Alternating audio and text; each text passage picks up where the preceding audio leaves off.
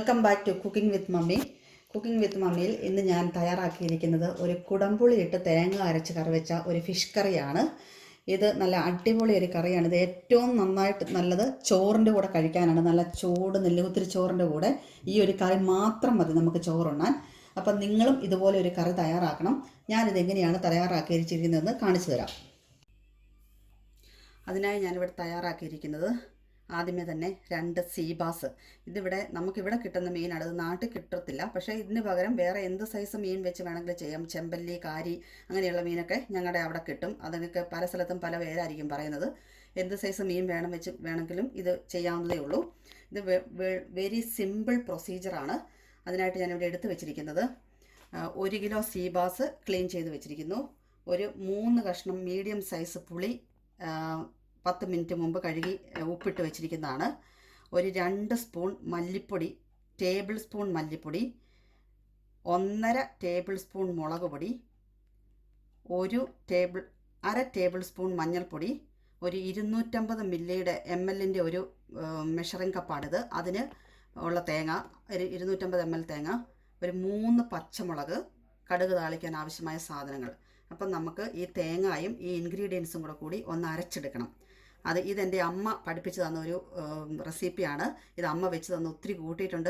ഈ മീൻ നിങ്ങൾ ഇങ്ങനെ കറി വെച്ചാൽ പിന്നെ ഇങ്ങനെയേ ഈ മീൻ കറി വെക്കത്തുള്ളൂ. ഇതിന് ഭയങ്കര ടേസ്റ്റാണ്. അപ്പോൾ എല്ലാവരും ഇതൊന്ന് ട്രൈ ചെയ്യണം. അപ്പോൾ അതിനുള്ള സാധനങ്ങൾ ഞാനൊന്ന് അരച്ചെടുക്കട്ടെ.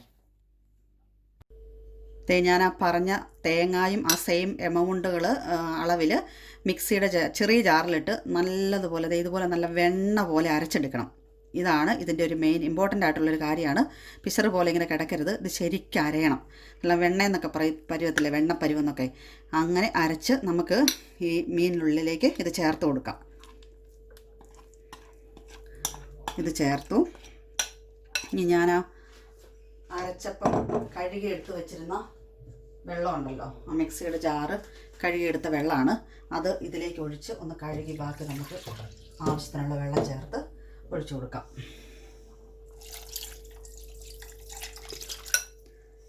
പിന്നെ കഴുകി വെച്ചിരുന്ന പുളി അതും ചേർത്തു.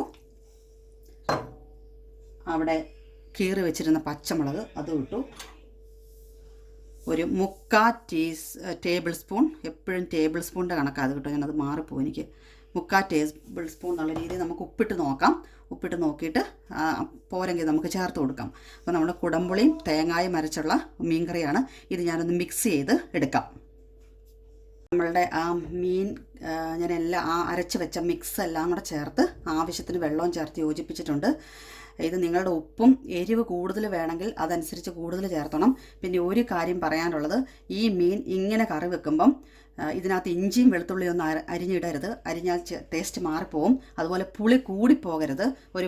ഈ 1 കിലോ മീൻ ഞാൻ ഇട്ടിരിക്കുന്ന 3 മീഡിയം സൈസാണ്. അതാകുമ്പോൾ കറക്റ്റ് പുളിയാണ്. അപ്പോൾ അതനുസരിച്ച് മീൻ കൂടുതലുണ്ടെങ്കിൽ നിങ്ങൾ പുളി അതിൻ്റെ കണക്കനുസരിച്ച് എടുത്തോണം. പിന്നെ ഇതിൻ്റെ മുകളിലേക്ക് ഞാൻ കഴുകി വെച്ചിരുന്ന കുറച്ച് കരിയാപ്പില ഇട്ട് കൊടുത്തു. ഇനി ഇതിന് നമുക്കിത് ഒരു ഫ്ലെയിം ഒന്ന് വെച്ച് കൊടുത്തത് തിളപ്പിച്ച് വേവിച്ചെടുക്കണം. ഒരു 15 മിനിറ്റ്സ് എങ്കിലും ഇത് ഇരിക്കണം. പിന്നെ ഇതിൻ്റെ മുകളിലേക്ക് നല്ല വെളിച്ചെണ്ണയിലൊന്ന് കടുക് പൊട്ടിച്ച് താളിച്ചൊഴിക്കണം. അതാണ് ഇതിൻ്റെ ഏറ്റവും ഇമ്പോർട്ടൻ്റ് ആയിട്ടുള്ള ഒരു ടേസ്റ്റ് കിട്ടുന്ന പരിപാടി. പിന്നെ ചട്ടിയിലൊക്കെ നമ്മളിങ്ങനെ തേങ്ങ അരച്ച് കറി വെക്കുമ്പോൾ ഒരു കാര്യം പ്രത്യേകം ശ്രദ്ധിക്കണം.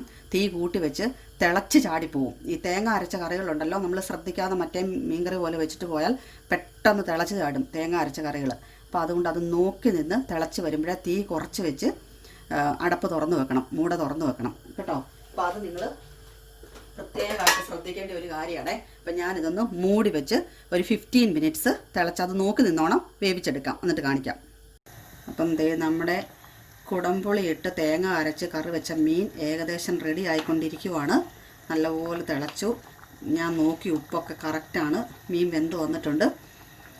ഇതിന് ഈ പുളിയുടെ സ്ഥാനത്ത് നിങ്ങൾക്ക് വേണമെങ്കിൽ ഇത് ചേർക്കാം, മാങ്ങ കേട്ടോ. മാങ്ങ ഇട്ടിങ്ങനെ തന്നെ ഈ സെയിം പ്രൊസീജിയറിൽ മാങ്ങ ഇട്ട് കറി വെച്ചാലും ഭയങ്കര ടേസ്റ്റാണ്. പക്ഷേ ഞങ്ങൾക്കിപ്പോൾ ഈ കൊറോണ കാലത്ത് ഇവിടെ UK മാങ്ങ കിട്ടുക എന്ന് പറയുന്നത് ഇമ്പോസിബിൾ ആയിട്ടുള്ള കാര്യം. നാട്ടിലൊക്കെ നല്ല നാടൻ മാങ്ങ കിട്ടുമല്ലോ.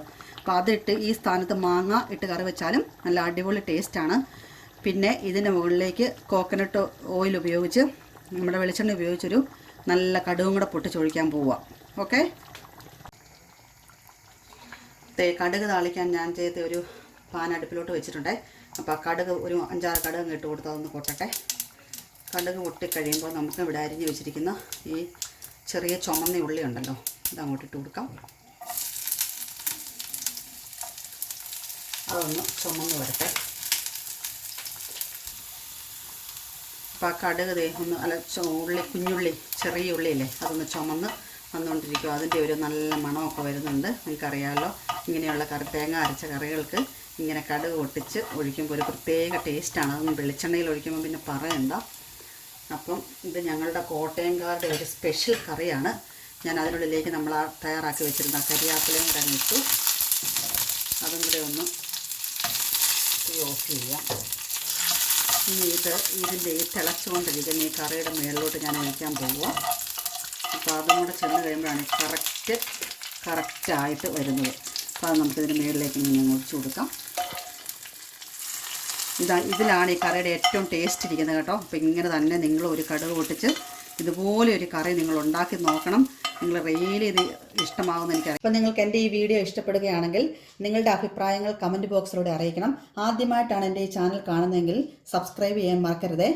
Okay, thank you for watching. Thank you.